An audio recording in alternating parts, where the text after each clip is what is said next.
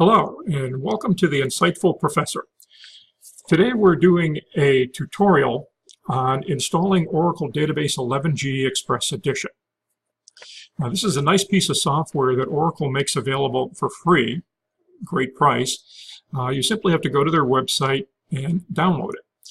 And I'm going to explain how to do that and then how to do the installation. So the first thing we want to do is go to our browser, type in our URL, and the URL I'm going to put in here is otn.oracle.com. Now, OTN stands for Oracle Technology Network. And when I type this in and then hit enter, it'll bring us to the Oracle Technology website, and from there we'll be able to download the software. So let's go ahead and hit enter, and if you're curious, you can actually see what the change is that was made here. Okay, what we want to do now is go to the section on the page over on the left that says Essential Links. And from here, we're going to select the software download. So software download will give us the chance to see what software Oracle is making available to us and give us the opportunity to download it for our own personal use. So let's click on that. And we go to the downloads page, and Oracle has a whole bunch of software out here. We're interested in the category called database, and in the lower left corner of my display, there's a link where we can bring that up for easy viewing. So let's go ahead and click on that. And now you see there are several different products that Oracle has out there, including MySQL. We're interested in Oracle 11G because there's an Express Edition for that. We don't want the Enterprise Edition because that's a big piece of software, very large footprint, complicated to install if we're just learning about the database technology. And furthermore, technically it's not free. You can download it for evaluation purposes, but you're not supposed to keep it around and use it for other things than evaluation. The Enterprise Edition is free, and the idea is Oracle gives you the opportunity to download it and use it for training and education purposes so that you can learn how to work with their product and with database in general. Nice of them to do that. So let's click on the link for the Express Edition. And the next thing that comes up here is the screen where we've got to accept the license agreement. And Oracle wants to make sure that you abide by the rules for their software. So here we have accept or decline. If you decline, well, it's a very short exercise. So we're going to click accept and accept the license agreement so that we can proceed to do the download. Now let me get back here and accept the license agreement. They then say, thank you for accepting the agreement. Now you can go ahead and download the software. They give us three options. There's a Windows 64-bit version, a Windows 32-bit version, and a Linux 64-bit version. I'm going to expect to install this on a 64-bit Windows machine, so I'm going to download the 64-bit Windows version. So make sure you know which one you need for your installation and proceed to download. Now, when I click on it, we don't get the download. What happens is I first have to sign in to the Oracle website. Now that means I need an account with Oracle. Now that's not a bad thing. I can click here to create the account, and when I create it, I then can get information from Oracle. They can send me email, and if at some point I'm no longer interested in that, I can cancel my subscriptions. I can opt out. But the benefit here is that I can then download additional software should I need it later on. So creating an account is well worthwhile. I'll let you take a look at how to do that, create the account, and then sign in.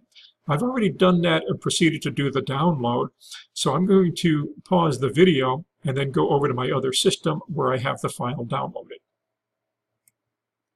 Now, as you might expect, the software that is going to be used to install a database management system is pretty big. And you can see here that the file we downloaded is over 300 megabytes in size.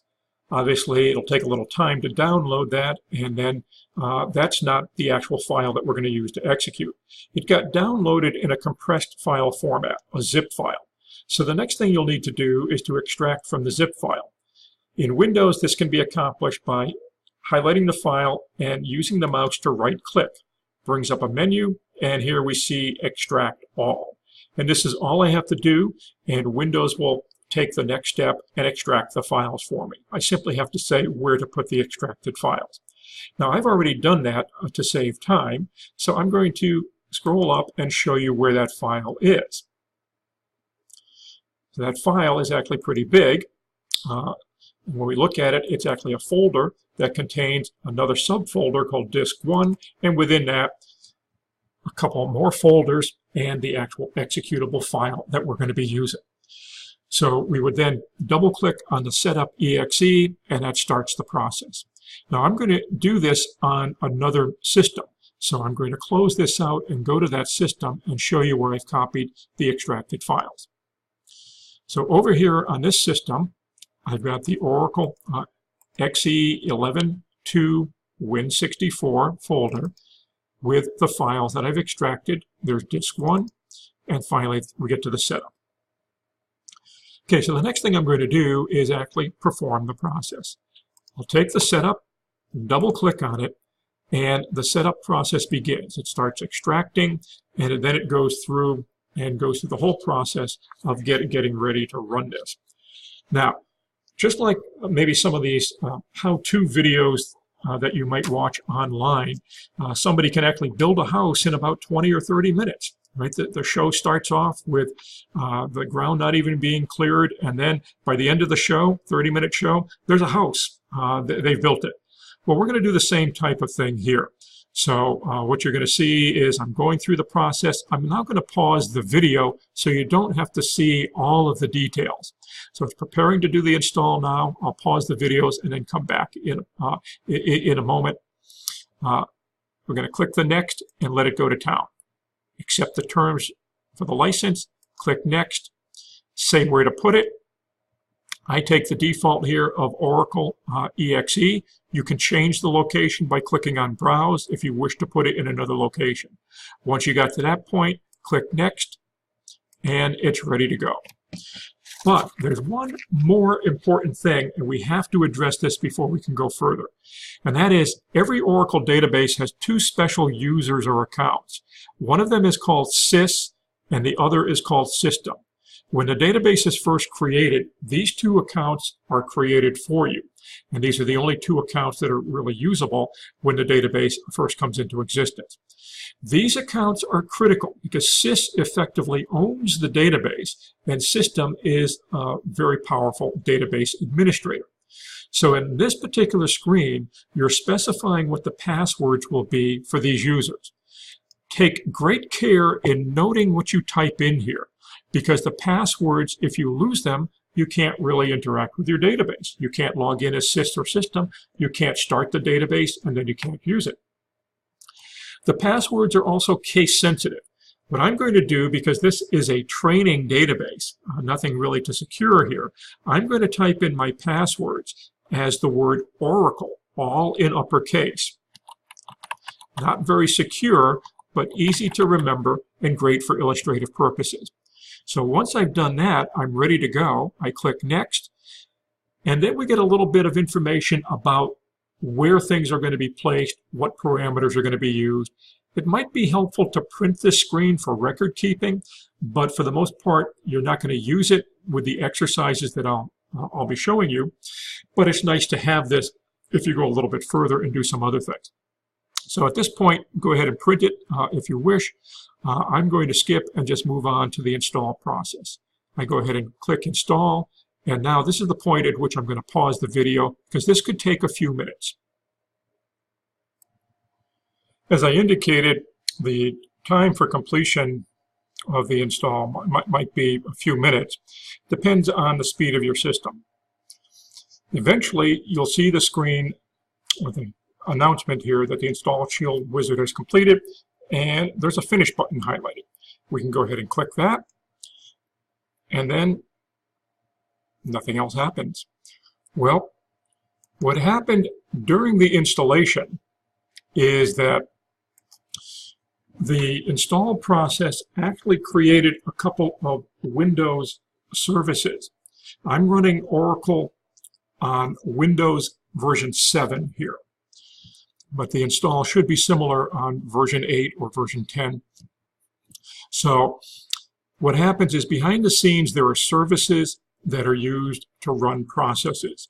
So if I right-click here and bring up the task manager, we'll see for the processes that are out there a process called oracle.exe.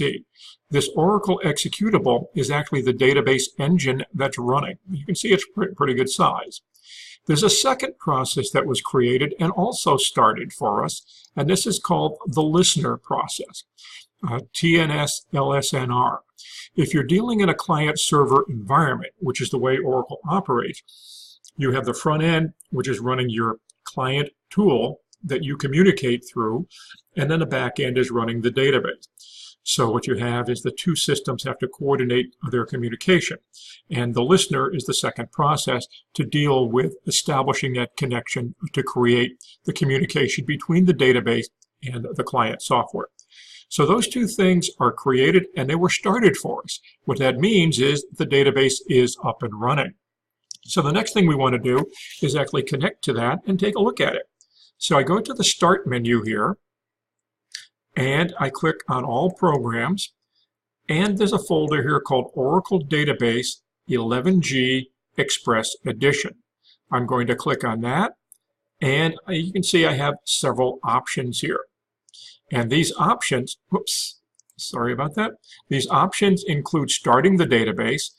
We can do that manually with this command. Stopping the database, again, do it manually with this command. Or if we have the services set up, it will start automatically and it will shut down when we shut down the operating system. But the one I want to take a look at is the one we'll use to connect to the database, the Run SQL command line. So let's click on that, and it opens a command prompt.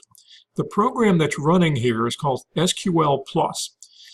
I've been working with Oracle since Oracle version 5. We're now up to Oracle 12 for many people. Some are running 11, some are running 12. There's even a version called Oracle 18 that's out there now. But since version 5, since I started working with it, SQL Plus has been around. So this tool has matured a little bit, but basically it's a text-based command tool. We'll show you later on a better tool, a friendlier tool, but this will get the job done, and a lot of database administrators like using this because they can run scripts conveniently with it, and it's something they're familiar with.